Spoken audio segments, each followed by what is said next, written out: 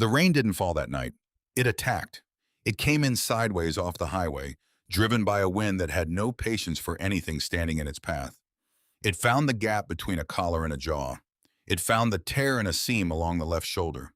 It turned the sidewalk into a dark mirror that reflected nothing flattering, just the smeared orange glow of a gas station sign 3 blocks back and the cold white buzz of a diner that never closed. Calvin Reed walked toward that light the way a man walks toward the only warm thing left in the world. Not fast, not hopeful, just forward, because forward was the only direction that still made any sense. He was 62 years old, but the street had performed its own kind of aging on him, the accelerated kind that has nothing to do with birthdays and everything to do with cold concrete and empty stomachs, and the weight of being invisible to a world that had decided, without formal announcement, that it was done accounting for him. His olive drab field jacket was soaked through at the shoulders. The cuffs were frayed down to bare thread. 3 buttons were missing from the front placket, replaced by a single safety pin holding the left side closed against the wind. His beard had gone entirely gray sometime in the last year, though he couldn't have told you exactly when. Time had a way of blurring at the edges when you had no calendar to anchor it. His left leg was the problem tonight. It was always the problem when the barometric pressure dropped, when the cold worked its way into the scar tissue and the rebuilt muscle, and reminded him, with a dull and sickening precision, exactly where a piece of mortar casing had entered his thigh in the Shaikat Valley in the spring of 2002. The Army surgeons at Bagram had done what they could. They removed the metal, repaired what was repairable, and sent him back to the world with a Purple Heart, a medical discharge, and a leg that would ache in the rain for the rest of his life. That was the deal. He had accepted it. He accepted most things now. Acceptance was the only currency he had left in any real quantity. He pushed open the glass door of the diner. The hinges squealed, a sharp metallic complaint that cut through the low hum of the refrigerated display cases near the entrance. Calvin stepped inside, bringing with him the smell of wet asphalt, soaked wool, and something harder to name. The smell of a man who had been sleeping outside for 4 years and had learned to carry that fact about himself the way a soldier carries a ruck. Just another weight distributed across the body, managed but never solved. The diner was called Harlow's. It had been called Harlow's since 1971, according to the sun-bleached sign above the door, and nothing about the interior suggested anything had changed significantly since then. The booths were upholstered in cracked red vinyl. The counter stools had chrome bases gone dull with age. The menu was laminated and warped at the corners. The fluorescent lights overhead buzzed at a frequency that made everyone look slightly unwell, which Calvin supposed was democratic at least. The place was nearly empty. A long-haul trucker was folded into the last booth, his cap pulled over his eyes, a half-eaten plate of eggs gone cold in front of him. He was snoring with the deep, boneless commitment of a man who had learned to sleep anywhere the road allowed. Behind the counter, a woman named Wren looked up from wiping down the coffee station. She was somewhere in her early 50s, with sharp dark eyes and the kind of face that had been pretty once and had traded pretty for capable somewhere along the way. She wore her dark hair pulled back tight. Her apron was spotless, despite the hour. She had the efficiency of someone who had worked the overnight shift long enough that the hours no longer felt strange, just different. She saw Calvin come in, and her expression did not change. That was the thing about Wren. She did not perform sympathy. She did not widen her eyes or tighten her jaw or produce the small, careful smile that people used when they wanted to signal they were one of the good ones. She simply registered him, the same way she registered anyone who came through the door at this hour, as a person who needed something and had arrived at a place that could provide it. "Evening, Calvin," she said. Her voice was level, warm without being soft. "Evening, Wren." His voice came out rougher than he intended. It always did when he hadn't spoken to anyone in several hours. The cold dried everything out. He made his way to the counter, pulling out the second stool from the left, the one with the wobble he had learned to compensate for by keeping his weight slightly right. He sat down slowly, taking the pressure off his left leg, and reached into the deep exterior pocket of his field jacket. He pulled out a fistful of change. It wasn't much. It was never much. He spread it on the counter and began to sort it with one thick, arthritic finger, separating quarters from dimes, nickels from pennies, pushing each denomination into its own small cluster on the scratched formica. He counted under his breath. The math was slow. His hands had stiffened in the cold and the coins were slippery with rain. $1, $1.10, $1.25, $1.30. He stopped. He went back through the piles again, checking his work because the arithmetic was important, and he was a man who had once been responsible for the precise accounting of ammunition and equipment and the lives attached to them, and old habits of verification did not die easily. $1.30. He was 20 cents short of a cup of coffee. He looked at the coins for a moment, then he looked up at Wren. She was already setting a ceramic mug in front of him. She filled it from the pot without being asked, a long, steady pour that sent a curl of steam rising between them. "On me tonight," she said simply, already moving back toward the coffee station, giving him the privacy of not having to respond. Calvin wrapped both hands around the mug.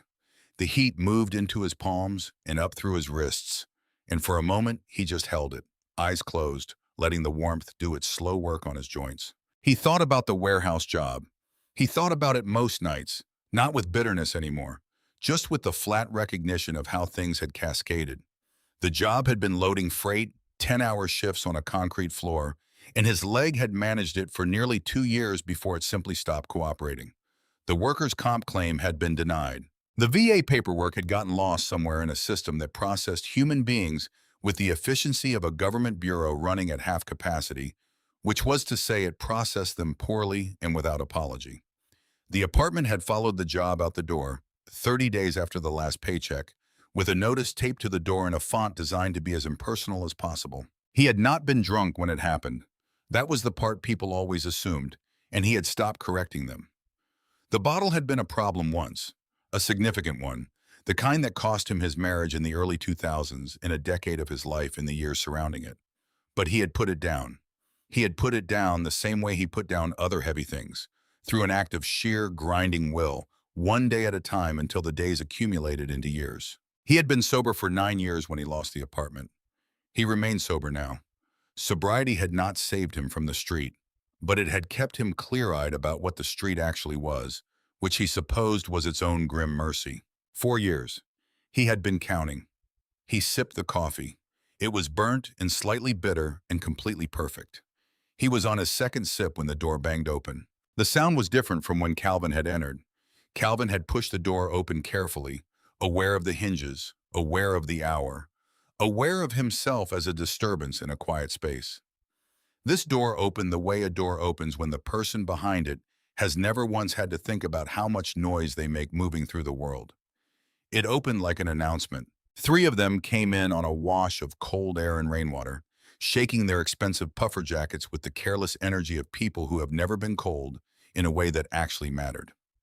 They were young. The oldest of the 3 was perhaps 19, 20 at a stretch. They smelled of vaporized nicotine and the kind of cologne that comes in a bottle shaped like something aggressive and cost more than Calvin had earned in the last 2 weeks. The one in front was the problem. Calvin could see that before the door finished swinging shut. He was tall for his age, with a jawline that suggested he had been told he was handsome often enough to believe it completely. His sneakers were white and entirely dry, which meant he had been careful about the puddles, or someone had carried him. His hair was the kind of deliberately messy that required significant effort and product to achieve. He had a phone in his hand before he had fully cleared the doorway, his thumb moving across the screen with the unconscious fluency of someone who had grown up treating the device as an extension of his nervous system. His name, Calvin would learn later, was Mason Holt, but in this moment he was simply the loud one, the one whose presence immediately rearranged the atmosphere of the room, the way a thrown stone rearranges still water. Mason and his friends moved toward the counter with the unhurried sprawl of young men who had never entered a space and wondered whether they belonged in it. They did not take stools. They occupied the area behind Calvin, filling it with noise and movement, picking up items from the counter display and setting them back down, flipping through the menu rack without reading anything. Calvin did not turn around. He kept his eyes on his coffee and his hands around the mug and let the noise wash past him the way you let wind pass, by not fighting it. Then Mason stepped forward to the counter, directly next to Calvin, and stopped. Calvin heard him stop. He heard the slight change in Mason's breathing, the small pause that meant the young man had registered something. Then he heard the low sound Mason made, something between a snort and a laugh, designed to be heard by the friends standing behind him. Jesus, Mason said, pitching his voice at the volume meant to include the whole room. What is that smell? It was not a question. Calvin's hands tightened slightly around the mug. He did not turn. He had learned over 4 years that turning was an invitation to a conversation he had no interest in having. He had learned that stillness was its own kind of armor. Mason turned back to his friends. Bro, seriously. He waved a hand in front of his face with theatrical distress. It smells like something wet died in a donation bin. His friends made the sounds friends make when they are performing amusement for a leader. Not quite laughter, encouragement. Calvin looked at his coffee. He thought about the Shai-Kot Valley. He thought about a night in January 2002 when the temperature had dropped to -25 and the radio had gone out and 3 men in his unit had made a decision that kept 4 others alive, and none of them had made a sound doing it. He thought about that kind of cold compared to this kind of noise and found that the comparison steadied him. Mason leaned on the counter, half turning toward Calvin as if suddenly noticing him directly for the first time, though Calvin understood that this was performance, that the noticing had been deliberate from the start. Hey, buddy. Mason's voice dropped into a register meant to simulate casual friendliness, but landing somewhere closer to condescension, so thick you could spread it. You doing okay there, Chief? Calvin took a sip of coffee. Not much of a talker, huh? Mason said it to his friends rather than to Calvin, with the smile of someone who has decided your silence is a form of entertainment. He held up his phone, screen facing outward, the red recording light on. Hey guys, he said, addressing the phone now, the device becoming his real audience. Look what we found at the Harlow's counter tonight. Local color, right? Very authentic. Wren had gone still behind the counter. Her hand had stopped moving on the coffee station. She was watching Mason with the expression of a woman who had seen this particular species of cruelty before and was calculating her response with the care of someone who understood that the wrong move could make it worse. He's a customer, Wren said, her voice flat and without heat.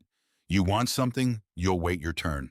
Mason glanced at her with the easy dismissal of someone who had never been refused anything by anyone working in the service industry. Sure, absolutely, just a sec. He turned back to his phone, back to Calvin's hunched back. I mean, seriously though, look at this, guys. It's almost midnight and this guy's counting pennies for a cup of coffee. He shook his head, performing sympathy for the camera. That's rough, man. That's really rough. Calvin set his mug down on the counter. He set it down carefully, with precision, the way a soldier sets down a weapon he is choosing not to use. He was aware, in the specific way that combat experience makes a man aware of his body as a system of controlled responses, that his right hand had closed into a fist. He was aware the knuckles had gone white. He was aware that there was a part of him, the part that had once carried a radio through hell and come out the other side with a piece of casing in his thigh and every man in his unit still breathing, that wanted to stand up off this stool and demonstrate to this boy exactly how many different ways there were to end a conversation. He did not stand up. He unclenched his hand. He was 62 years old and tired and 20 cents short of a cup of coffee that a woman named Wren had already given him. And he was not going to spend the one thing he had left, his dignity, on a 19-year-old boy who would forget this night by morning. Mason reached into the front pocket of his jeans. He produced a quarter. He held it up between his thumb and forefinger, tilting it so the fluorescent light caught the silver, making sure his phone's camera caught the glare. Here, man, Mason said, and his voice had gone somewhere colder now, the performance dropping slightly to reveal something meaner underneath. You're short, right? I heard you counting. Here's your 20 cents and a little extra. He paused for effect. Go ahead. Consider it a charitable donation. He didn't hand it to Calvin. He flicked it. The quarter left Mason's thumb with a sharp snap, hit the linoleum floor 2 feet to Calvin's left, and rolled, wobbling on its edge in a long, lazy arc before coming to rest with a flat, final sound against the base of the counter stool. The diner went very quiet. The refrigerators hummed. The trucker in the back booth shifted in his sleep. Calvin looked down at the quarter. It was approximately 18 inches from the toe of his left boot. He looked at it for a long moment. He thought about what it would cost him to reach down and pick it up. Not the physical cost, though his back was tight and his leg was throbbing and bending down was not a simple operation anymore. He thought about the other cost, The permanent, irreversible cost of being a man who had once led other men through a mountain valley in Afghanistan in the dark, who had once been responsible for something, who had once been someone bending down on a diner floor at midnight to retrieve a coin thrown at him by a boy who had never been tested by anything harder than a slow internet connection. He thought about that cost carefully, and then Calvin Reed straightened his spine. He did not reach for the quarter. He did not look away from it in shame either. He simply left it where it was and turned, slowly and with complete deliberateness, to face Mason Holt. Mason still had the phone up, still recording. He had the small, satisfied smile of someone who expected either submission or outrage and was prepared to enjoy either option equally. What he got was neither. Calvin looked at him. That was all. He looked at Mason Holt the way you look at something you have already survived, with a recognition so complete and so unimpressed that it took up no emotional space whatsoever. His eyes were pale gray and very still. There was no anger in them, no pleading, just a profound, settled, weathered tiredness that was somehow more unsettling than rage would have been. "I don't want your money, son," Calvin said. His voice was low and even. "I want you to think very carefully about the next thing that comes out of your mouth." Mason blinked. For just a fraction of a second, something uncertain moved across his face. Then he recovered. The grin came back. He angled the phone slightly. "Oh, okay, the bum's got things to say now, that's—" The air in the diner changed. It was not a sound exactly, though there was a sound. It was the sound of a door Calvin had not heard open. It was the sound of wet leather and heavy boot soles on linoleum. It was the creak of a jacket that held significant weight. Mason's two friends, hovering by the chip rack, went very still. Mason himself didn't notice immediately. He was still performing for his camera, still mid-sentence, when something large moved into his peripheral vision and he turned to look at it and found that looking up was required. The man who had come through the door was 6'4" and built in the manner of something assembled for a specific industrial purpose and kept in continuous operation for decades. He was wearing soaked heavy denim from the waist down, and above that a leather cut that had seen significant weather and showed no particular concern about it. The cut was dark with rain across the shoulders. The patches on the back were immediately visible even in the dull fluorescent light. The winged death's head, the top rocker, the bottom rocker, Hell's Angels. The letters were worn in a way that suggested the patch had been on the leather for a very long time, which meant the man wearing it had been in the club for a very long time, which meant he had not arrived at this standing through any kind of accident. His name was Raymond Kowalski. Nobody in the club called him Raymond. Nobody outside the club had called him that since his mother, and she had been gone for 11 years. Everyone called him Brick. He was 48 years old.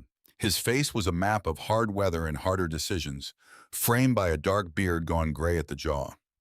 A scar cut through his left eyebrow and disappeared up into his hairline, the kind of scar that had a story behind it that was not a pleasant one. His hands were very large. The rings on his fingers were heavy silver. The chain running from his belt loop to his wallet was thick enough to have mooring applications. His eyes were dark and flat and moved through the room with the quality of a man who had spent significant time in environments where not seeing something first was a serious problem. He had been sitting in the corner booth near the window for 40 minutes. Calvin had not seen him come in. Neither had Mason. Brick had that quality, the ability to occupy a space without announcing himself, a skill learned in places where announcing yourself got you killed. He had come in from the rain while Calvin was still making his way down the block, had settled into the corner with a coffee and a clear view of the door, and had been sitting quietly when Calvin came in, watching through the window first, then watching from the corner. He had seen the olive drab field jacket. He had seen the way Calvin held his shoulders even while limping, the military posture so deeply ingrained it survived 4 years on the street without erosion. He had seen the ghost of a unit patch on the left shoulder, faded almost to nothing, but there. He had stayed in his corner. He had stayed through the arrival of the 3 young men. He had stayed through the first comments, through the camera going up, through the escalation. He was not a man who intervened without purpose, without assessment. He had learned that from a gunnery sergeant in Fallujah in 2004 who had a saying, "You don't spend ammunition until you know what you're shooting at." He had been spending this time knowing, and then Mason Holt had flicked the quarter. Brick stood now between Mason and the door, and he had not made a sound getting there. He looked down at the young man from his considerable height and said nothing at all. Mason stared up at him.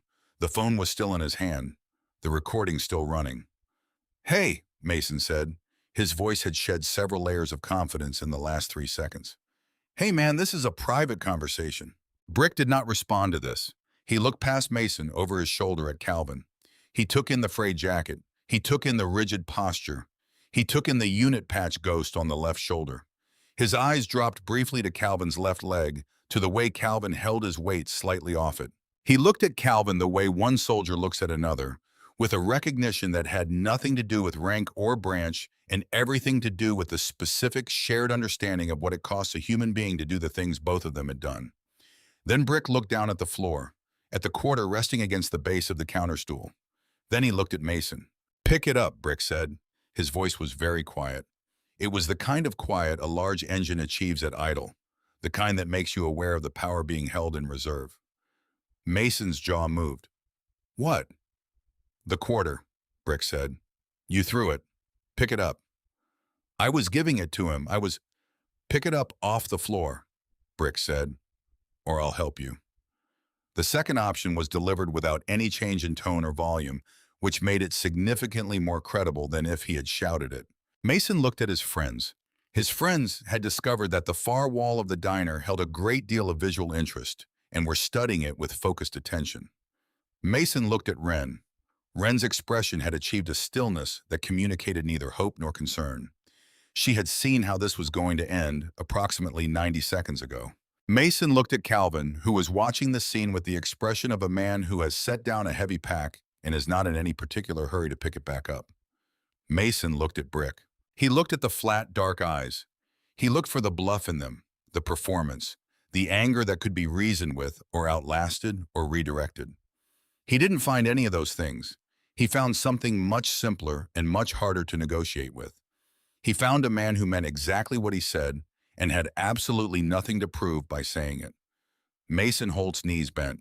He went down slowly, the expensive denim of his jeans making contact with the wet, dirty linoleum of the Harlow's diner floor. The cold and the damp soaked through immediately. His manicured fingers closed around the quarter. He stood back up. He did not look at his friends. Brick held out his hand. Mason placed the quarter in it. Brick looked at the phone, still recording in Mason's other hand. He took it from Mason's grip with the casual ease of removing a toy from a toddler, found the live stream in the app, ended it, looked through the last few minutes of footage, and deleted it. He handed the phone back. "Hey, that's—" Mason started. "Go stand by the door," Brick said, "and don't talk." Something in Mason's survival instincts, buried deep under the entitlement and the performance and the designer sneakers, activated. He moved to the door. His friends followed without being asked. Brick turned to Mason one final time. "You see this man?" Brick said, and he did not gesture, did not need to, because there was only one man he could have meant. He wore a uniform for this country. He came back broken in ways that don't show on an X-ray, and this country, which he served, lost track of him the way you lose track of something you've decided you don't need anymore. He has more dignity in the calluses on his hands than you have managed to accumulate in your entire life. You remember that. Whatever else you do tonight, you take that with you." He paused. "Now get out of my sight." Mason pushed through the door. His friends went with him. The door swung shut. The rain swallowed the sound of them. Ren exhaled. Her shoulders dropped 2 inches. The trucker in the back booth snorted, shifted, and went back to sleep. Brick walked to the counter. He sat down on the stool one removed from Calvin's and placed the quarter on the formica between them. He did not look at it. He looked at Ren. "Whatever he's having," Brick said, "and a steak if you've got one. Eggs over easy, hash browns crisp, keep the coffee coming." He reached into his jacket and produced a worn 20, which he set on the counter. "And one for me." Calvin had not moved. He was looking at the 20 with an expression Ren recognized, and that made her keep her eyes on her work. "I pay my own way," Calvin said. His voice was steady, not hostile, but firm in the way something is firm when it's the last thing a person has held on to. Brick turned to look at him directly for the first time. He studied Calvin's face for a moment, reading it the way you read terrain. "I know," Brick said. "I'm not offering you charity. I'm buying a meal for a man I'm about to ask something of." There's a difference. He paused. And I think you know what the difference is. Calvin held his gaze. He searched it for the pity, for the performance, for the civilian version of respect that always had condescension somewhere underneath it. He didn't find those things. He found something level and direct and recognizable. He looked away first, back to his coffee. Medium rare, Calvin said. Medium rare, Wren confirmed, and something that was almost a smile moved across her face as she turned toward the kitchen. They sat in silence for a long time. It was not uncomfortable.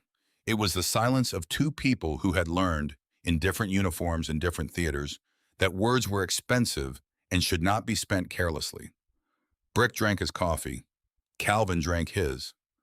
Outside, the rain continued its assault on the windows, blurring the streetlights into smears of amber and white. Shah-e-kaut? Brick asked eventually, nodding toward Calvin's left leg. You favor it like muscle damage, not joint, and you've got the bearing of a mountain guy. Calvin looked over the rim of his mug. A ghost of something moved across his face that was not quite a smile, but was in the same neighborhood. Anaconda, Calvin said. March 2002, mortar shell. Caught a piece of the casing in the thigh, muscle off the bone. Army. 10th Mountain. Brick nodded once slowly. He turned his right hand over on the counter, knuckles up. On the webbing between his thumb and index finger was a tattoo, faded with age, a small combat action ribbon. Marines, he said. Fallujah, 2004. Calvin looked at the tattoo. He nodded. That was the entirety of it. No body counts, no descriptions, no competition for who had seen worse.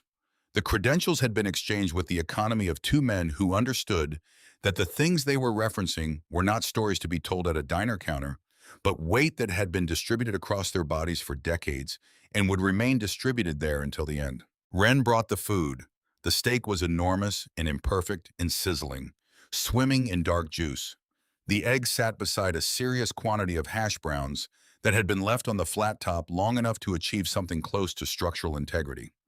She put a basket of toast on the side and set the bottle of steak sauce within Calvin's reach without comment. Calvin picked up the silverware. He cut a piece of the steak with precision. He chewed it slowly, with the methodical attention of a man who understood that food was fuel and fuel should not be wasted. He ate without hurry, without embarrassment, without the performance of gratitude that charity demanded. He ate like a man at a meal he had earned. It took 20 minutes. When he was done, he placed his knife and fork side by side on the empty plate and pushed it slightly forward. Thank you, he said. Don't mention it, Brick said. Brick leaned his forearms on the counter, turning his coffee mug in his hands. He looked at Calvin with the directness of someone who had decided he was done with the preliminary. I'm going to tell you something, Brick said, and I want you to hear it before you respond. Calvin waited. I run a fabrication shop. Custom bike builds, frame welding, engine work. Out on Route 9. Big operation. Serious work. Brick paused. My guys are the best with metal I've ever seen. Absolute disasters when it comes to keeping track of anything. Tools walk. Inventory is a joke. I've lost 3 torque wrenches in the last month, and I do not know where they went. Nobody knows where they went. It is a real and ongoing problem. Calvin said nothing. I need a quartermaster, Brick said. Someone who knows how to run a tool room. Someone who can maintain a manifest, keep track of parts, make sure the bay gets swept and the equipment gets put back where it belongs. Someone who understands that a shop that can't account for its tools is a shop that can't function. He looked at Calvin steadily. I need that person to start tomorrow morning. 7:30. The work is dirty and the hours are long and the pay is cash on Friday. Minimum wage. But there's a heated room in the back of the shop. Cot, microwave, shower with hot water. It comes with the job. Calvin was very still. Before you say anything, Brick said, understand that I'm not doing you a favor. I'm solving a problem I have. The fact that you might also solve a problem you have is not my concern. The work is real. My guys are real. If you can't do the job, I'll tell you and you walk. If you can do it, you'll know it and I'll know it. The silence stretched. Calvin looked at his empty plate. He thought about the overpass. He thought about the particular way the cold moved in from the river after midnight. He thought about the sound of the shelter on nights when it was full and the sound of the street on nights when he didn't make it in time. He thought about the VA paperwork in the inside pocket of his field jacket, the folder he had carried for 3 years, the discharge papers and the medical records and the forms that had been submitted and acknowledged and processed and lost and resubmitted, the paper record of a life that the system had agreed existed but could not quite manage to help. He thought about what it would feel like to wake up in a room with a roof over it that he had a reason to be in. He thought about Brick's words. The work is real, not a promise of rescue. A description of what was waiting on Route 9 at 7:30 in the morning. I don't know anything about motorcycles, Calvin said. I don't need you to build one, Brick said. I need you to hand me a 3/8 socket when I ask for it and make sure it's clean. Brick reached into his back pocket and produced a business card, black cardstock. In dark red ink, a winged skull and an address on Route 9 and a phone number. He slid it across the counter. Calvin picked it up. The edges were sharp. It had weight to it, the specific gravity of something that was not a promise, but was the thing that came before a promise, an opportunity offered plainly, without decoration. 7:30, Calvin said. If you're late, Brick said, don't bother. Calvin tucked the card into his breast pocket. He pressed his hand flat against the fabric for a moment, feeling the card's shape through the material. Brick stood. He took his leather cut from the stool beside him and shrugged it on, the patches settling across his shoulders with a weight that seemed entirely natural on him.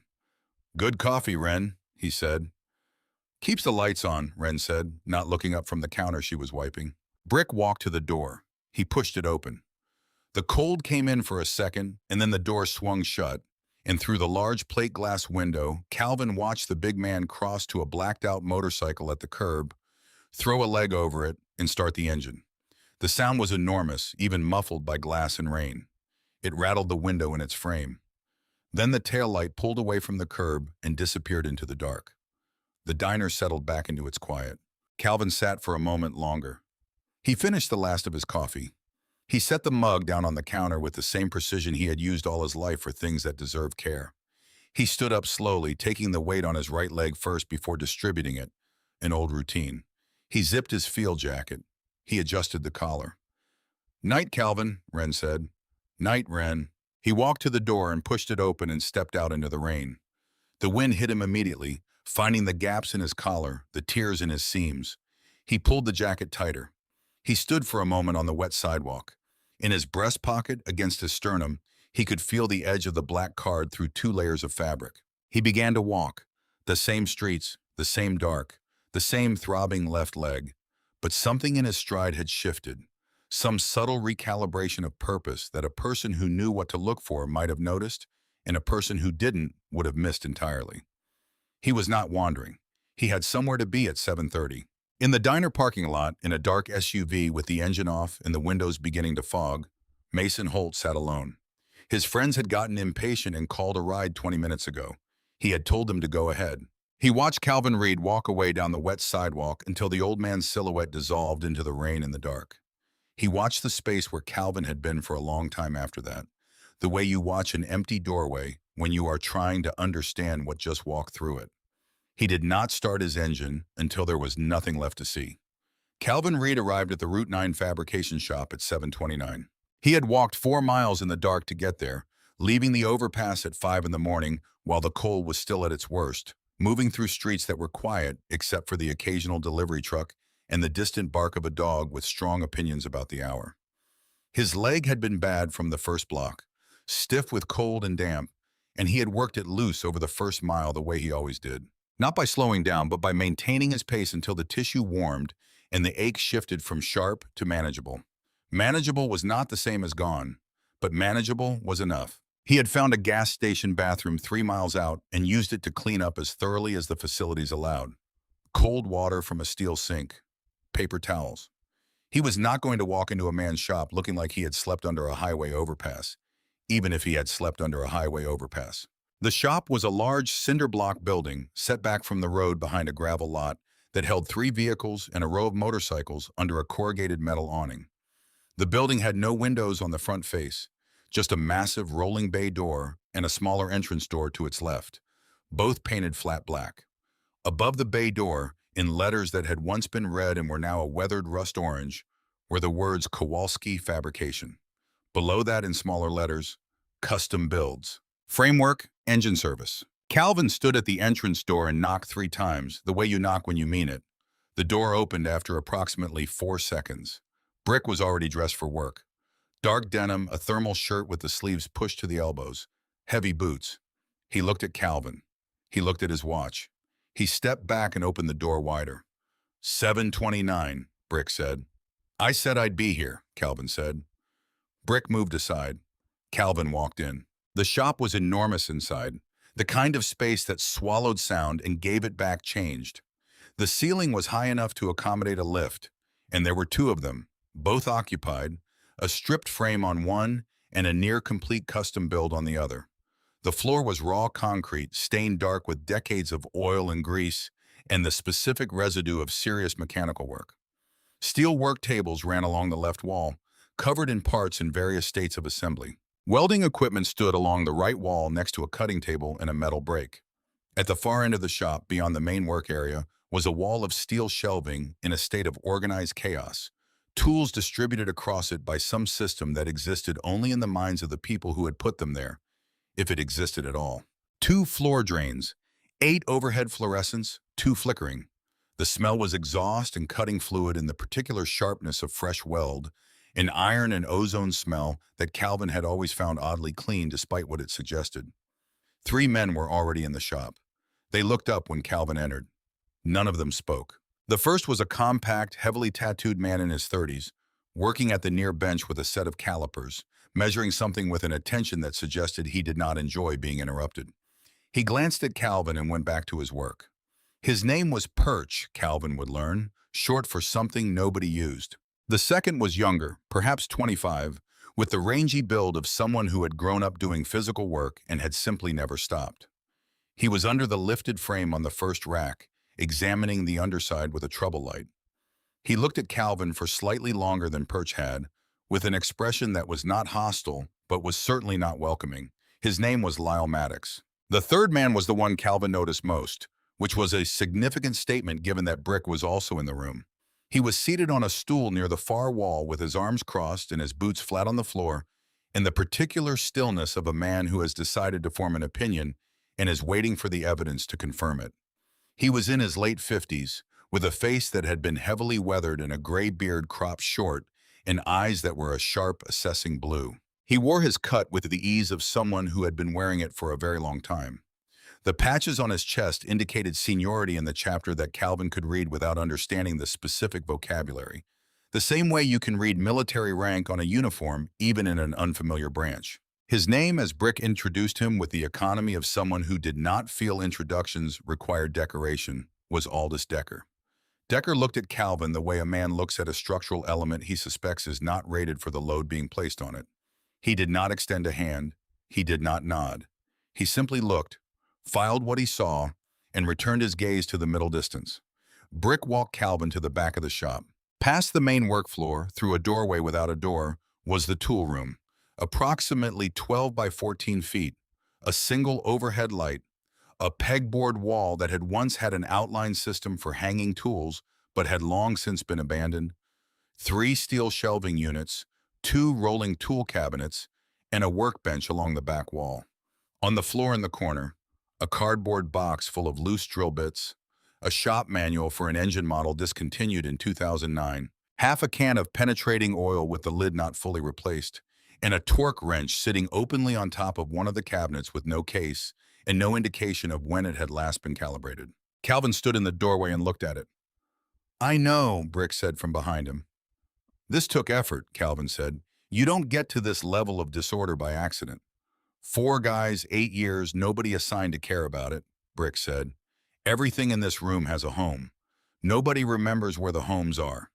You'll figure it out." He handed Calvin a small ring with 2 keys. "Bay door in the back office. There's a manifest binder on the shelf somewhere. Blue cover, started it in 2019 and gave up. Start there." He paused. "I'll introduce you to the rest of the guys when they come in at 8. 4 more. Don't worry about them yet." He left Calvin alone in the tool room.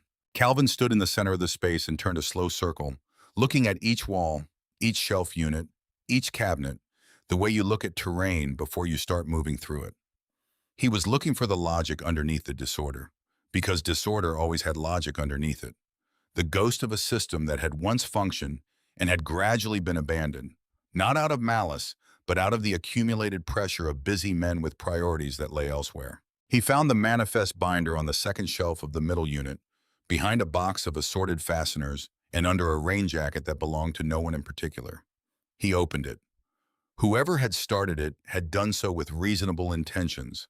A tool list with checkboxes, an inventory section, a calibration log. The entries ran for about 3 months and then stopped entirely, mid-page, as if the person responsible had simply walked away in the middle of a Tuesday. Calvin sat on the workbench and read what was there. Then he closed the binder, put it in front of him, and began to work. He started with the pegboard wall. He took everything off it and sorted it on the workbench by category: cutting tools together, measurement tools together, striking tools together. He found 3 different categories of pliers in 4 different locations and consolidated them. He found a caliper hanging on a nail with no case and a hairline crack in one of the jaws. He set it aside separately and wrote a note on a piece of paper. Damaged, do not use, date checked. He hung everything back on the pegboard in categories, using existing hooks and adding 2 bent nails he found in the fastener box to fill gaps. He wrote categories on strips of tape from a roll in the bottom drawer of the nearest tool cabinet. He worked without stopping for 3 hours. By 10 o'clock, the pegboard was done, the first tool cabinet had been sorted and inventoried, and Calvin had found the 3 missing torque wrenches Brick had mentioned. 2 were in the bottom drawer of the second cabinet under a shop rag. 1 was in the cardboard box of loose drill bits. He placed all 3 on the workbench in a row and noted in the binder that they required calibration verification before return to service. He became aware sometime in the middle of the second hour that he was not entirely alone. He registered the presence at the toolroom doorway the way men who have spent time in dangerous places register presences without visible acknowledgement, filing it for assessment. 2 chapter members had drifted past the door at various points, looking in. One had said nothing and moved on. The other had leaned in the doorway for 30 seconds and then left. Calvin continued working. At 10:15, Decker appeared in the doorway and stood there for a long time. Calvin was relabeling the second shelf of the middle unit, working through the manifest and cross-checking it against what was actually present. He made notes. He did not rush. He did not look up. "You were in the Army," Decker said.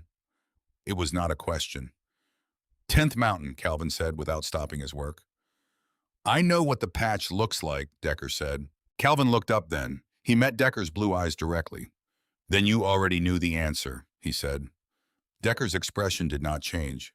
He looked at the shelf work Calvin had done, the labeling, the organization, the binder open on the workbench. He looked at it with the eyes of someone who understood organized systems and could assess the quality of one. He left without another word. Calvin went back to the manifest. The rest of the week passed in a rhythm that Calvin's body recognized and responded to, like a language it had almost forgotten but had never actually lost. Up before 6. Coffee from the shop's ancient machine in the back office. Into the tool room by 6:30. Work until the bay got busy, then shift to support mode, tracking what came off the shelves and what came back, updating the manifest in real time, flagging what was out and what was missing and what needed to go to service. The back office had, as promised, a cot and a microwave and a shower. The shower had hot water that took approximately 90 seconds to arrive, but arrived reliably. The cot was narrow and had a mattress of questionable vintage, but it was inside a building with a solid roof, and the temperature inside was maintained by an industrial heater that Brick kept at 68 degrees because, as Brick explained without much elaboration, cold hands made mistakes on metal. Calvin slept better in the first 3 nights on that cot than he had slept in 4 years on concrete. He did not tell anyone this. The chapter had 8 members who used the shop regularly. Calvin learned their names over the first 2 days, not from formal introduction but from context, from the way Brick addressed them, from names called across the shop floor when someone needed something. Perch, whose full name was apparently Percival, and who had strong feelings about anyone pointing that out. Lyle Maddox, the young one, who had the most natural mechanical talent in the shop and the most chaotic relationship with putting tools back where he found them. A broad, quiet man named Sutton, who welded with a precision that was genuinely artistic and who communicated in nods and single syllables. 2 brothers named Garrett and Cole Briggs, who bickered constantly, but worked with a synchronized efficiency that suggested they had been doing physical work together since childhood. And Decker, who was in the shop every day but whose actual role seemed to be something between senior advisor and institutional memory, the man who knew where every decision had come from and what had happened the last time someone made a different one. Calvin watched them. He learned them. He did not try to ingratiate himself. He was not there to be liked. He was there to do a specific job, and he did it. By the end of the third day, tools were being returned to their labeled positions without being asked. By the end of the fourth day, 2 chapter members had started using the manifest sign-out sheet Calvin had reconstructed and laminated and mounted on a clipboard on the tool room wall without announcement or explanation. By the end of the 5th day, the tool room had a system that functioned, which meant the shop had a resource it had not had before. And everyone who worked there understood that, even if none of them said so. Decker said nothing, but Calvin noticed the older man had started adjusting his route through the shop to pass the tool room doorway slightly more often than the layout required. Calvin noticed things. It was what he had always done. In the Shiekot Valley, he had noticed the way a particular ridgeline caught afternoon light and understood that it made good cover from one direction and terrible exposure from another. In the warehouse, he had noticed which forklifts ran hot and which ran cold, and adjusted his routes accordingly. On the street, he had noticed which doorways held warmth until midnight, and which lost their heat by 10, which shelters filled by 9, and which had space until 11.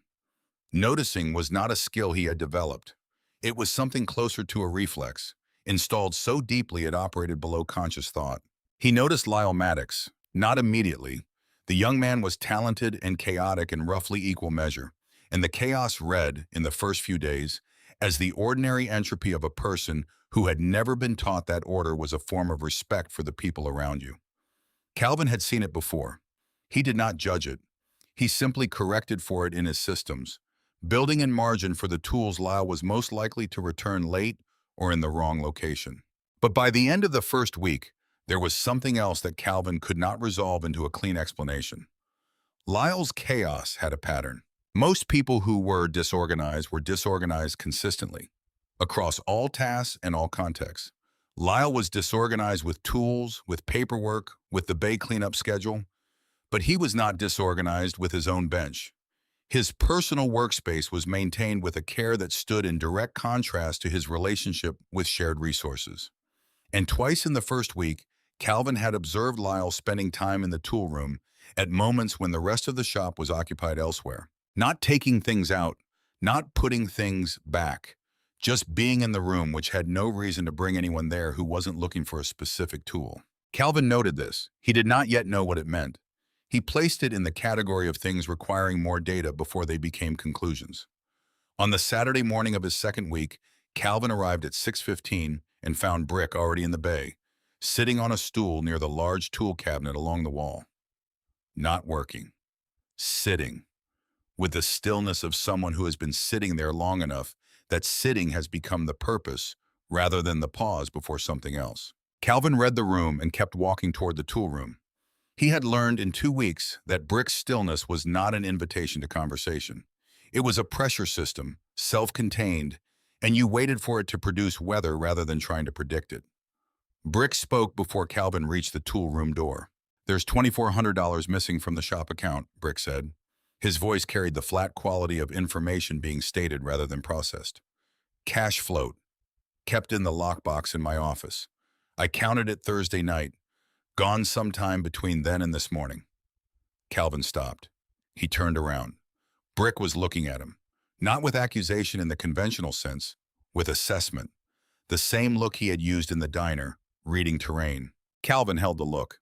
"I don't have a key to your office," he said. "I know what keys you have," Brick said. "And I know what keys other people have." He paused. "I'm telling you because you're going to hear about it from the others, and I'd rather you hear it from me first." He stood up. "Morning meeting in 20 minutes. Everyone's coming in. Don't say anything unless someone speaks to you directly. Let it play out." He walked toward his office at the back of the building and went inside and closed the door. Calvin stood in the bay for a moment. He understood what was happening. He was the newest person in the room. He had no history here, no accumulated trust, no witnesses to his character. He had a key to the bay door and a key to the back office where the cot and the shower were. He was a 62-year-old man with no fixed address and no references and no one who could account for his whereabouts on any given night in the last 4 years. He was the most obvious answer to the question of where $2,400 had gone. The chapter members arrived in the following 20 minutes in ones and twos. Calvin was in the tool room when they came in, working, audible but not visible. He heard them gather in the bay. He heard the low register of voices that meant something serious was being discussed. He heard his name once, not clearly but unmistakably. He kept working. He updated 3 entries in the manifest. He recalibrated the timestamp on the sign-out sheet for a socket set that had come back the previous afternoon. He worked with the same precision and the same pace he would have maintained if no one had been talking about him 15 feet away. Brick came out of his office and addressed the group. Calvin could not hear the specific words but heard the cadence, the organized delivery of facts without dramatic emphasis, which was how serious men discuss serious things. There was a period of silence after Brick spoke, then other voices, then Decker's voice, distinct in its gravel and its volume, carrying through the doorway without effort. 2 weeks in and we've got a problem. Nobody's going to say it, so I'll say it. The room went quiet. Calvin set down his pen. He sat on the workbench. He waited. He heard Brick say something. He heard Decker respond. He heard the general murmur of the group reorganizing around whatever Brick had said. Then footsteps, and Brick appeared in the toolroom doorway. Behind him, visible at angles, were the other members of the chapter arranged in the bay. "Come out," Brick said. Not harshly, not gently, just a direction. Calvin came out and stood at the entrance to the tool room, facing the group. 7 men, 8 counting Brick. They looked at him with the varied expressions of people who had landed in different places on a question that none of them fully knew the answer to yet. Decker was seated on his usual stool, arms crossed. His blue eyes were on Calvin with an expression that had sharpened since the first week, the tentative assessment having resolved into something more definitive and less favorable. "2,400, Decker said. "Gone, you're the new man." "I know what I am," Calvin said. "Then you know how this looks." "I know exactly how it looks," Calvin said. "I also know I didn't take it." "Everybody who takes something says they didn't take it," Decker said. This was delivered as a logical proposition, not an accusation. "That's true," Calvin said. "So let me tell you what I know instead of asking you to take my word for it." The room was quiet. Calvin had spent the last 20 minutes in the tool room doing 2 things simultaneously: updating the manifest and thinking.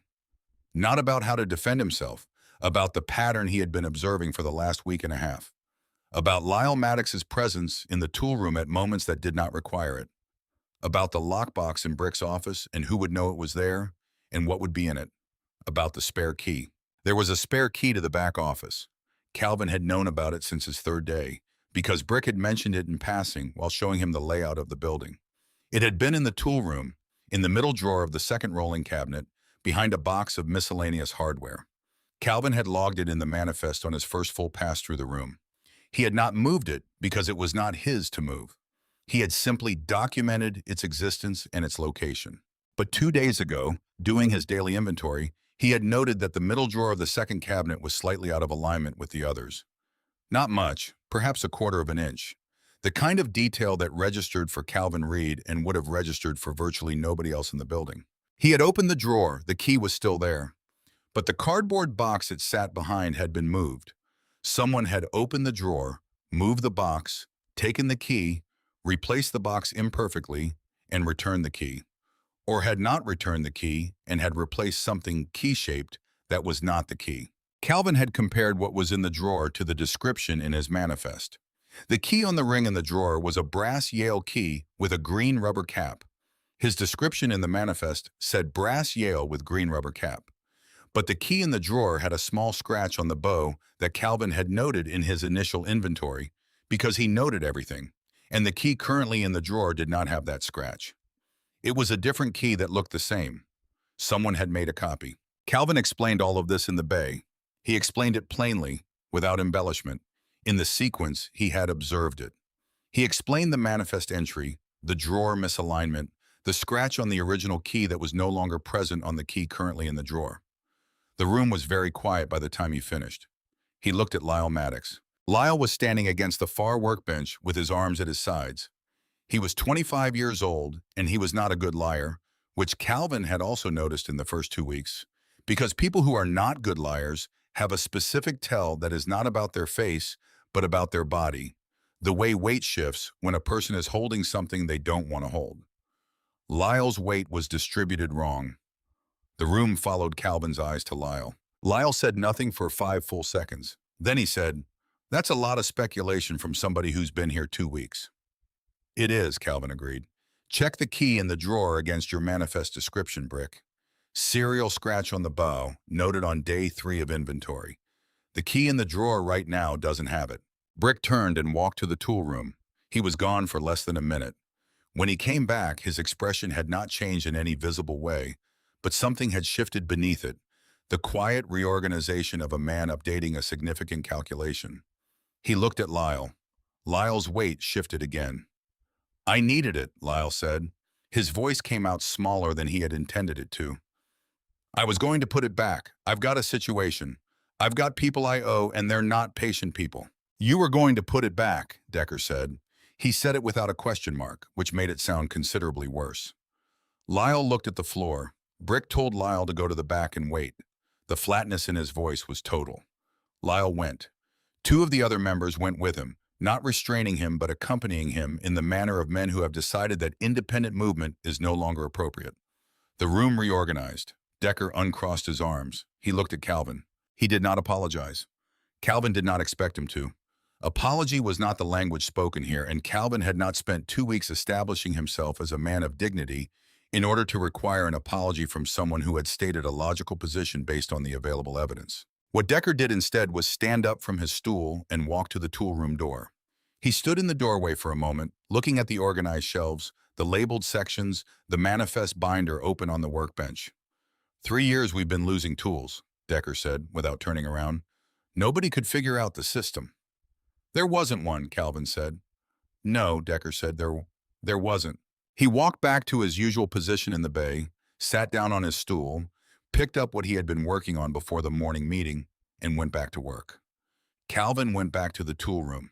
That afternoon, after Brick had spoken with Lyle privately for the better part of an hour, Lyle Maddox came out of the back office carrying his personal tools in a canvas bag. He moved through the bay without looking at anyone. He did not look at Calvin.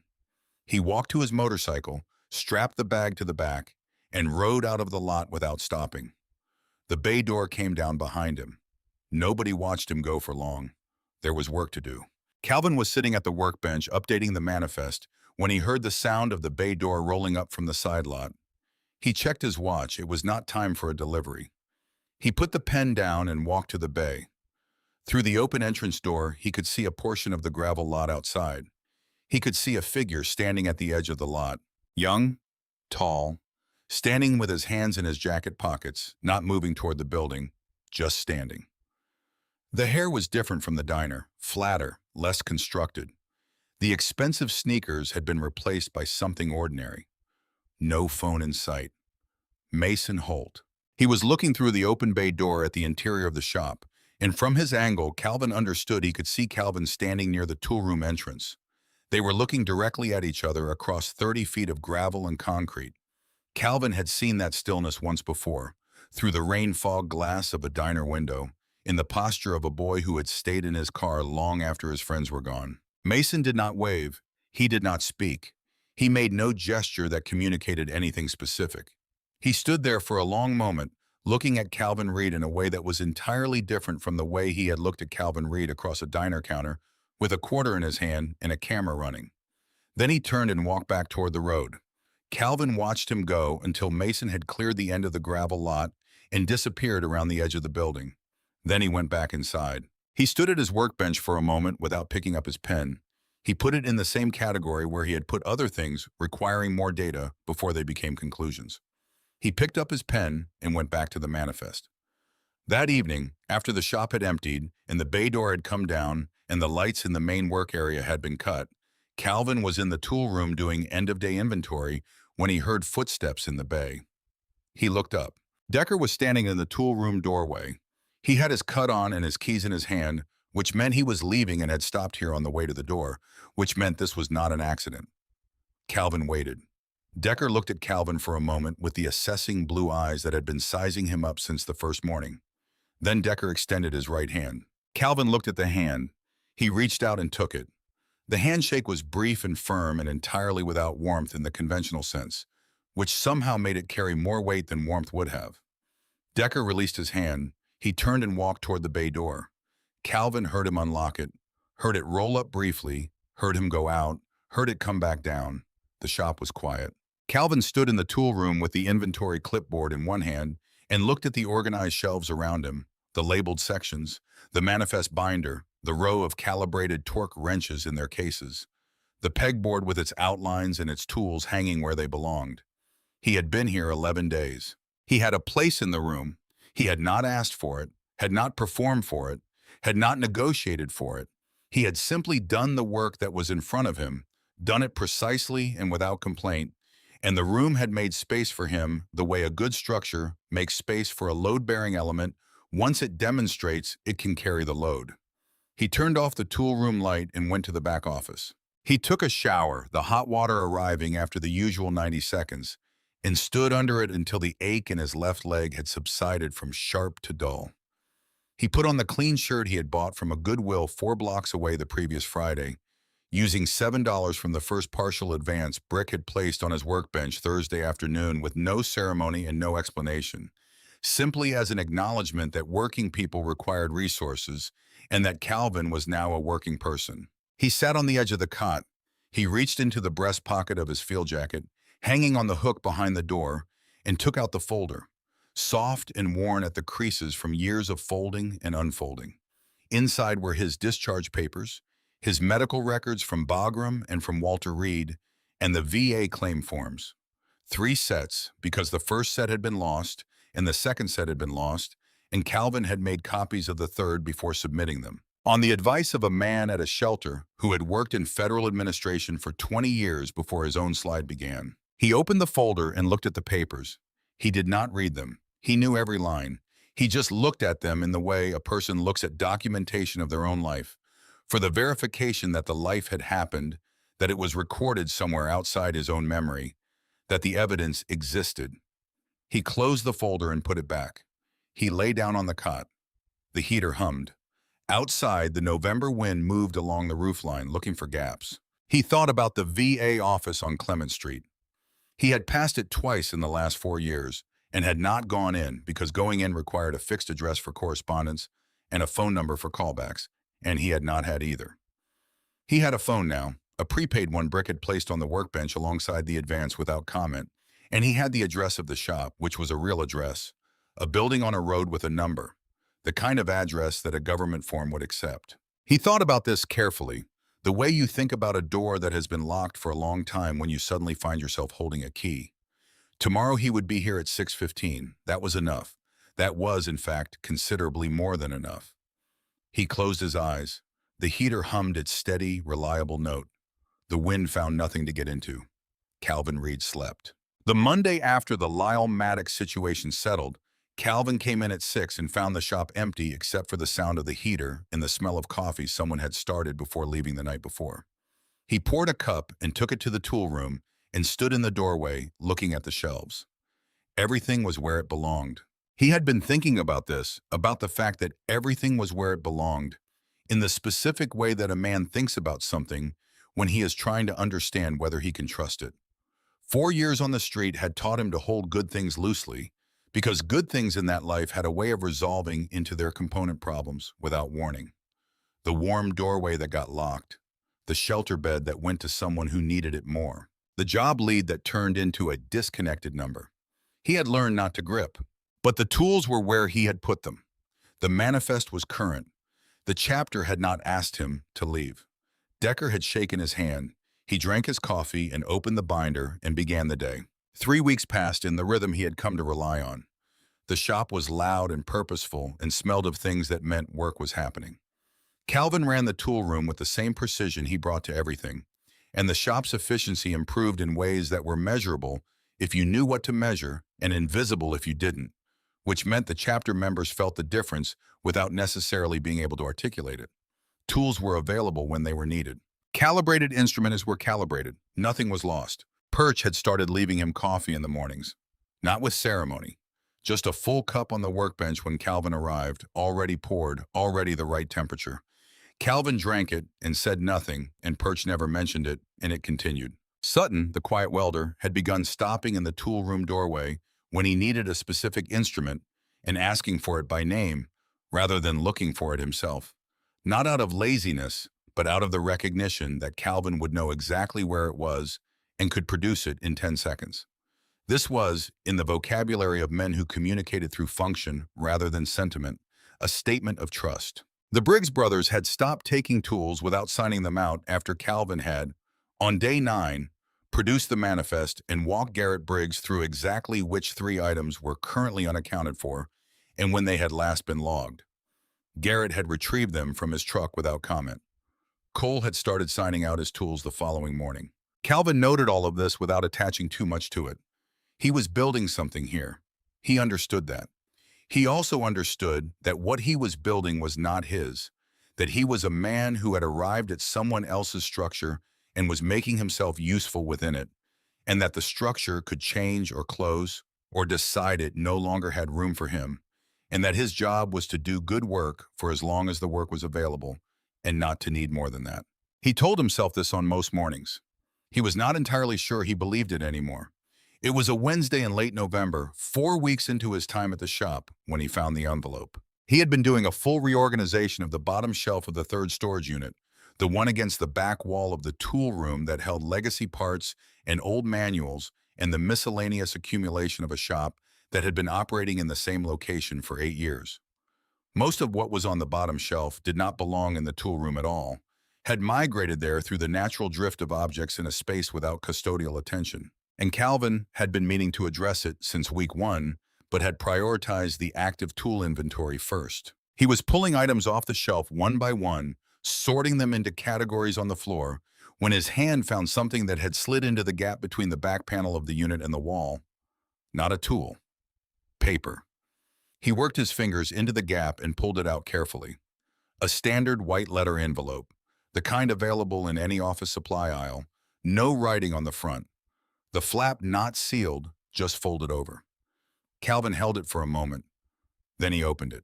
Inside were 2 photographs. The first was a snapshot, slightly faded at the edges in the way of photos printed in the early 2000s. It showed a group of men standing outside what appeared to be a VFW post, the kind of building Calvin had been in dozens of times over the years. Low brick, flagpole out front, the combination of dignity and wear that those buildings always carried. 6 men in the photo. Civilian clothes, but they carried themselves in the way that men with military backgrounds carry themselves even in civilian clothes, standing in a natural formation without having tried to form one. Calvin looked at the faces. He recognized Brick immediately, younger by perhaps 8 years, the beard shorter, the scar through the eyebrow already present. Brick was at the left edge of the group, one hand in his jacket pocket, looking at something outside the frame. And then Calvin saw the man standing 2 positions to Brick's right. He sat down on the floor. He sat down not because his leg gave out, though it contributed, but because the simple act of looking at that face required him to not be standing. He needed the floor under him. He needed the solid, indifferent concrete to be a fact he could verify while everything else rearranged itself. The man in the photo was Marcus Cross. Sergeant Marcus Cross, 10th Mountain Division, who had served with Calvin in Operation Anaconda in 2002 and had taken a different piece of shrapnel from the same mortar shell that had taken Calvin's thigh, his fragment catching him across the left forearm and leaving a scar that Cross had referred to for the rest of his time in uniform as his receipt. They had served together for 2 tours. They had been the kind of friends that combat makes, which is not the gentle word friendship usually implies, but something closer to the knowledge that another human being has seen the worst of what you are capable of and the best of what you are capable of and has chosen, in full possession of both sets of information, to remain. Cross had mustered out in 2007. Calvin had lost track of him in the chaos of his own subsequent years, the drinking years, the reconstruction years, the slow slide that had begun when the warehouse job went. He had looked for Cross twice online, in 2018 and again in 2020, and had found nothing. He had assumed Cross was living somewhere offline, which was entirely possible for a man who had always preferred the physical world to the digital one. He looked at the second photograph. It was Cross alone, outdoors, sitting on a picnic table with a paper coffee cup held in both hands. He was looking directly at the camera. He was smiling in the way that men who have been through serious things sometimes smile, with the full knowledge of everything that smiles do not fix and the decision to smile anyway. He looked older than the group photo, older and thinner. On the back of the second photo, in handwriting, Calvin recognized with a physical shock of the specific kind that recognition sometimes delivers, were 3 lines. Found this place last spring. Good people. Brick solid. Looking for you. Hard to find a man who doesn't have an address. Stay put somewhere, Cal. I'll catch up. Calvin read it 3 times. He turned the photo over and looked across his face again. At the smile. At the thinness. He sat on the concrete floor of the tool room for a long time. When he stood up, he put both photographs back in the envelope and the envelope in the breast pocket of his field jacket, next to the VA folder. He stood at the workbench for a moment. Then he walked out of the tool room, through the bay, past Perch at his bench and Sutton at the welding station, to the back of the building where Brick's office door was closed. He knocked. Come in. Brick was at his desk, a steel door laid across 2 sawhorses, covered in papers and parts catalogs, and 3 coffee cups in varying states of completion. He looked up when Calvin entered and read something in Calvin's face that made him put down the paper he was holding. Calvin placed the envelope on the desk. Brick looked at it. He did not touch it. He looked up at Calvin. Where? Brick said. Bottom shelf, back wall gap. Brick looked at the envelope for a moment. Then he reached out and opened it and took out both photographs. He looked at the group photo first, then the second photo. He turned it over and read the back. He put it down on the desk. The office was quiet. From the bay came the distant sound of an impact wrench, brief and sharp, and then silence. When did he pass? Calvin said. It was not a question in the asking sense. It was a question in the confirming sense. Calvin had read the thinness in that smile, and he had read the past tense of the note, and he had done the math that a man does when a friend has been searching for him and has not found him and is no longer in a position to continue searching. Brick looked at him steadily. 8 months ago, he said. March. Calvin absorbed this. Cancers, Brick said. He knew about it for about a year before. He didn't tell many people. He paused. He came here about a year and a half ago, walked in off the road, which is how Cross did things apparently, said he'd heard about the chapter through the VFW post, heard we did work with veterans, told me he was looking for a man named Calvin Reed, 10th Mountain, and that the man was somewhere on the streets of this city, and he would consider it a significant personal favor if I happened to come across him. Calvin was very still. I told him I'd keep my eyes open, Brick said. That was the honest answer. I didn't have more than that to offer. He came back a few times over the following months, left those photos the last time he came, said they were in case you showed up after he couldn't anymore. Brick's jaw tightened slightly and released. He passed in March. I've been checking the shelters, the service organizations, the overnight places, asking around. I was at Harlow's that night because it was on the list of places Cross said you used to go when you were in that part of the city. Calvin looked at the photograph of Marcus Cross on the desk between them. He felt something move through him that was not grief in the weeping sense, but was grief in the geological sense. The deep shift of something that had been holding position for a long time, finally acknowledging the weight above it. He let it move through him. He had learned, in the hard way of men who have lost people in difficult circumstances, that you either let these things move through you on their own schedule, or they found other ways out, and the other ways were worse. He looked for me, Calvin said. For about a year, Brick said, right up until he couldn't. Calvin was quiet for a long moment. You should have told me, he said, when you offered me the job. Maybe, Brick said. He met Calvin's eyes without flinching. But I'd offered jobs before to guys who needed them. And I'll tell you what I learned. A man who takes a job because someone he loved wanted him to take it is not the same as a man who takes a job because he decided to take it. Cross didn't ask me to save you. He asked me to find you and put something in front of you that was worth reaching for. The reaching was yours to do. He paused. You reached. Calvin looked at him for a long time. He thought about the night in the diner. He thought about the card in his breast pocket in 729 in the cold dark outside the bay door. and the manifest, and Decker's handshake, and the hot water that arrived after 90 seconds. He thought about all of it as a sequence of his own decisions, which it was, regardless of what had been arranged to make those decisions possible. He reached out and picked up the photograph of Cross. He looked at it for a moment, then he put it back in the envelope.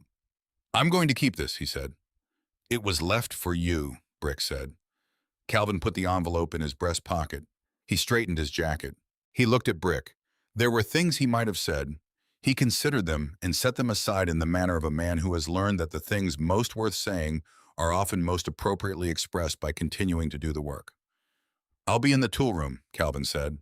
He went back to work. He was reorganizing the last section of the bottom shelf, moving methodically, when he heard the bay door roll up from the side lot. Not the electric opener, the manual chain. He heard voices in the bay, brief, and then the change in ambient sound that meant people were moving through the space toward the back. He kept working. He was aware, without looking up, that the movement was heading toward the tool room. Brick appeared in the doorway. Behind him, visible at an angle, were two people Calvin had not been expecting. He recognized Mason Holt immediately. The height, the jaw, but the rest of him had changed in ways that 4 weeks could not entirely account for. He was wearing ordinary clothes, a flannel jacket, work boots that had seen actual use. He was not holding a phone. His hands were in his jacket pockets, and he was standing slightly behind the man next to him, which was not the posture of the boy who had owned every room he walked into at Harlow's. The man next to him was in his late 40s, broad-shouldered, with a face that shared enough architecture with Mason's to be immediately legible.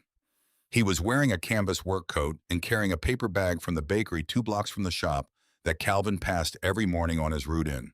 He had the look of a man who had prepared for this moment and was still not entirely certain he had prepared correctly. Brick stepped aside. "Gerald Holt," the man said, looking at Calvin. His voice was level and his eyes were direct, and he did not wait to be introduced. "Mason's father." Calvin looked at him, then at Mason. Mason was looking at the organized shelves, the manifest binder on the workbench. Not at Calvin, not yet. "I remember you," Gerald Holt said. Calvin looked back at him. "Birch Street," Gerald said. "You were in the corner unit on the 2nd floor, navy blue door. We lived 2 buildings down, the tan one with the broken gutter that I kept meaning to fix." He paused. "This would have been about 15 years ago. You came back from a deployment sometime that fall. I saw you on the front steps in your uniform. You were reading your mail." Calvin was very still. 15 years ago, he had been 47, between deployments, in the apartment on Birch Street that he shared with his wife, who had not yet decided to leave, and his son, who had been 12. He had been a man with an address and a family and a left leg that ached in the rain, but was not yet the defining fact of every morning. "I remember the building," Calvin said. "I always meant to say something," Gerald said, "to say thank you for your service, which I understand now is an insufficient thing to say, maybe even a thoughtless one. But I was the kind of person who thought about doing things and then found reasons not to. That was a consistent failure of mine." He glanced at Mason and then back to Calvin. "It runs in the family, apparently, though my son is in the process of correcting it." Mason lifted his eyes from the floor. He looked at Calvin. The face was the same face from the diner. The jaw, the height, the bone structure. But the expression was something Calvin had not seen on that face before. Not guilt in the performed sense, not the theatrical remorse that young people sometimes produced because they understood it was expected. Something quieter and more uncomfortable. The expression of a person who has genuinely revised a belief about themselves and found the revision painful. "I owe you an apology," Mason said. His voice was lower than it had been at the diner. "Not the kind that undoes anything. I know it doesn't undo anything. But I've been thinking about what I did for 4 weeks and I can't think about it anymore without saying it to your face." He paused. "What I did was wrong, not just rude. Wrong. You were a person and I treated you like something I could use for a minute and throw away. I didn't know anything about you. But that shouldn't matter. I should have known enough about myself to know better." The bay was quiet. From outside came the distant sound of traffic on Route 9. Calvin looked at Mason Holt for a long moment. He looked at the boy who had flicked a quarter across a diner floor 4 weeks ago, and at the young man standing in his tool room now, and noted that they were the same person, and also, in the ways that mattered, that they were not. You're 20 years old, Calvin said. 19, Mason said. Then you've got time, Calvin said, to be different from what you were. Most people don't change. You should know that going in. Change is not the natural direction of things.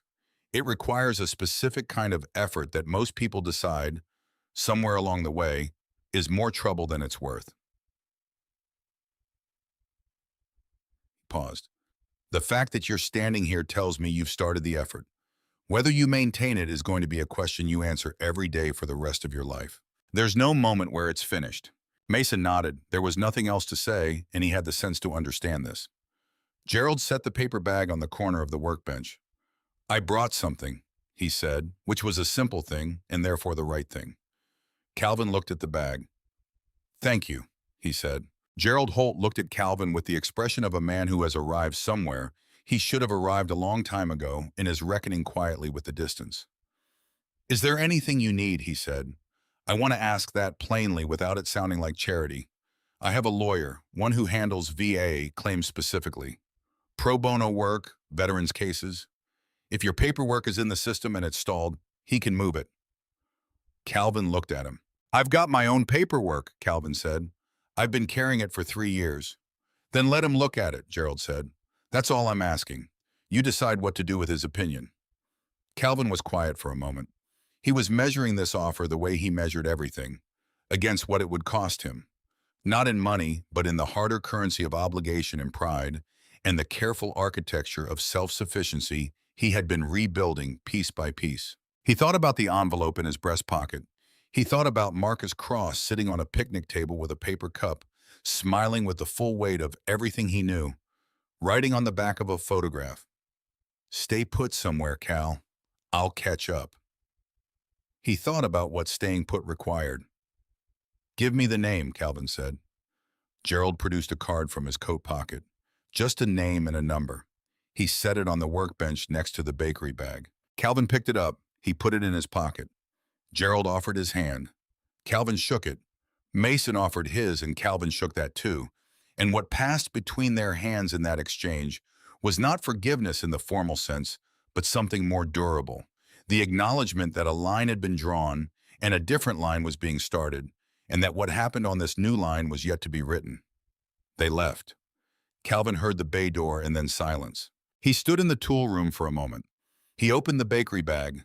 Inside were 2 pastries wrapped in paper and a small container of coffee. He ate one of the pastries standing at the workbench and found it was very good. He put the rest aside and went back to the bottom shelf. On the Thursday of the following week, Brick pulled his truck up to the front of the shop at 7:15 and told Calvin to get in. Calvin got in.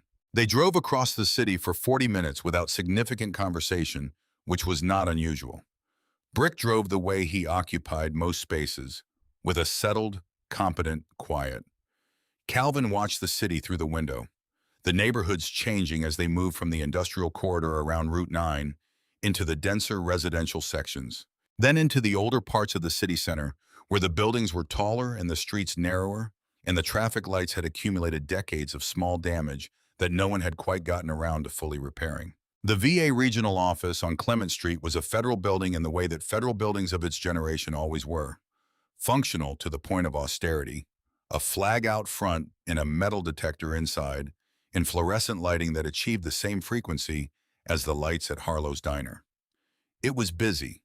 There were men in the waiting area of various ages, some with visible injuries, some without, some with the specific quality of stillness that Calvin recognized as the particular stillness of people who had been waiting for things from this institution for a long time and had organized themselves around the waiting. Brick pulled into the parking lot and stopped the truck. He put it in park. He did not turn off the engine. You need me to come in, he said. No, Calvin said. Brick nodded. Calvin opened the door and got out. He stood beside the truck for a moment, his hand on the door. He was wearing his field jacket, the same olive drab field jacket it had always been, still missing 3 buttons, still frayed at the cuffs. He had not replaced it. It fit him. He knew it. He had been wearing it long enough that its weight was part of how he understood himself to be in the world. In the breast pocket was the folder. 3 years of paperwork, every form in triplicate, every medical record he had managed to accumulate, every denial letter and every acknowledgement and every submission confirmation.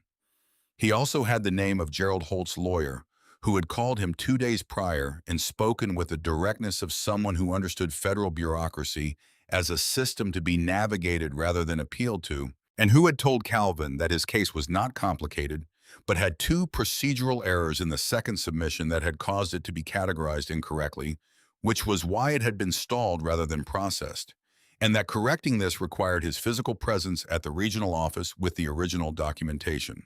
He went in. He went through the metal detector. He took a number. He sat in the waiting area and waited with the patience of a man who had learned to wait without it costing him anything, because patience was a resource he had been conserving for a long time and had not spent carelessly. When his number was called, he went to the window. The woman behind it was in her 40s, with reading glasses on a chain, in the professional distance of someone who processed a significant quantity of human need on a daily basis and had developed necessary armor against it. Calvin placed the folder on the counter. He opened it. He explained clearly and in sequence what was in it and what the lawyer had identified as the procedural errors and what he was requesting. He spoke without apology and without aggression, in the level, organized manner of a man who has spent his life giving and receiving information in high-stakes environments where clarity was not a courtesy, but a necessity. The woman behind the window looked at the folder. She looked at Calvin. She asked 3 specific questions, which he answered specifically. She made notes. She stamped 2 documents. She told him he would receive written confirmation at the address of record, and Calvin confirmed that the address of record was the shop on Route 9, which he had updated with the office by phone the previous week. He thanked her. He walked back through the waiting area and out through the heavy front door and down the steps to the parking lot. Brick's truck was exactly where he had left it. Brick was in the driver's seat, one arm out the window despite the cold, looking at nothing in particular. He looked at Calvin when Calvin got in. Calvin buckled his seatbelt. "Done," he said. Brick put the truck in reverse and pulled out of the lot and headed back toward Route 9. Neither of them said anything for the first several miles. The city moved past the windows in its usual indifferent way, going about the business of being a city without particular concern for the 2 men driving through it. It was Brick who spoke first, and only once, somewhere on the industrial stretch approaching the shop. "Cross would have appreciated that," he said. Not sentimentally, just as a statement of fact, offered and then released. "Yeah," Calvin said, "he would have." That was the end of it. That Friday, Calvin received his 4th weekly pay. Brick placed the folded bills on the workbench at the end of the day, as he always did, without ceremony. Calvin counted it, folded it, and put it in his jacket. He walked to the Goodwill on the way back from the small market 2 blocks from the shop and spent $11 on a pair of work pants that fit and a thermal shirt in better condition than any he currently owned. He did not replace the field jacket. That evening he sat on the edge of the cot. He took the envelope out of his breast pocket and removed the 2 photographs and set them on the blanket beside him.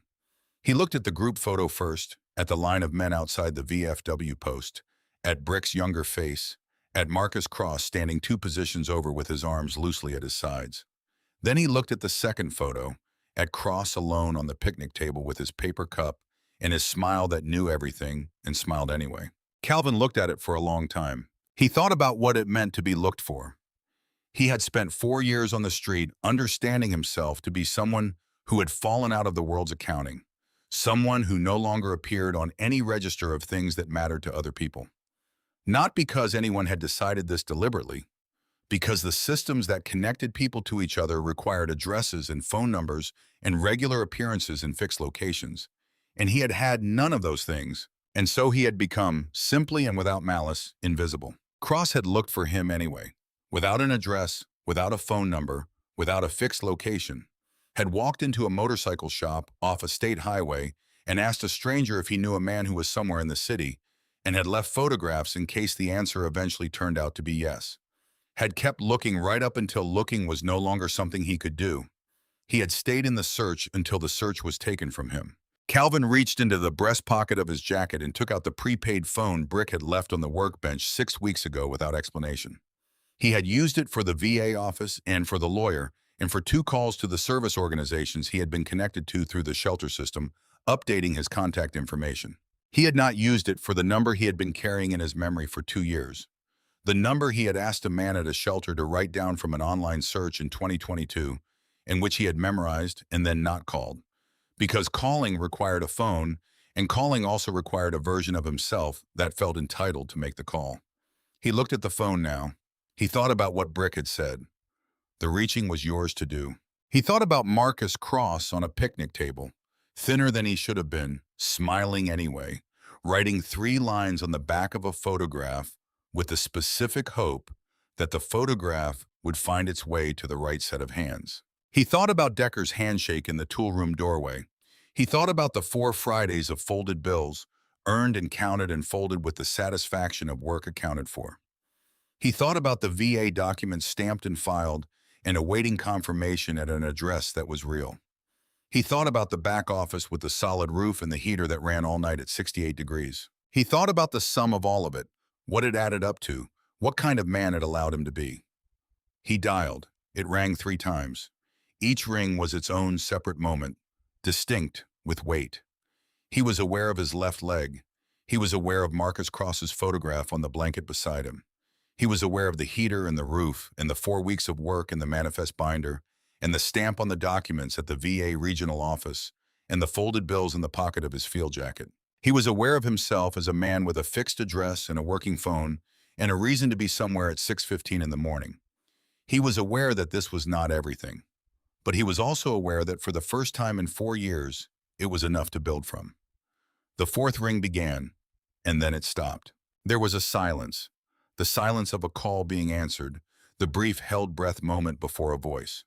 And then a voice came, a young man's voice, with the careful quality of someone answering an unknown number at an unexpected hour. Not impatient, not hostile, just cautious in the way of someone who had learned that unexpected calls were not always good news. "Hello?" Calvin closed his eyes. He had been preparing what to say for 2 years, rehearsing sentences, ordering words, trying to find the construction that would carry the right weight without too much of it. And now that the moment was here, he understood that there was nothing to prepare, that the words were simply what they were, the only words available. And they would either be enough or they would be the beginning of being enough, which was the only way anything that mattered ever actually started. "Daniel," he said, "it's your father." The silence on the other end lasted long enough to be its own kind of answer.